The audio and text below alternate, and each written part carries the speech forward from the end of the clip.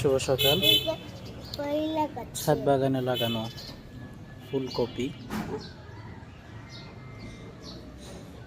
আস্তে আস্তে ফুলের কলি আসতেছে।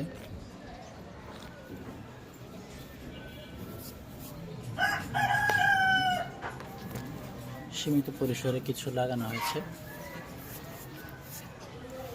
এদিকে সিম গাছ আছে, লাউ গাছ আছে, এখানে শসা, মিষ্টি কুমড়ো গাছ, যে এখানে কিছু একত্রে টমেটো গাছ লাগানো হয়েছে।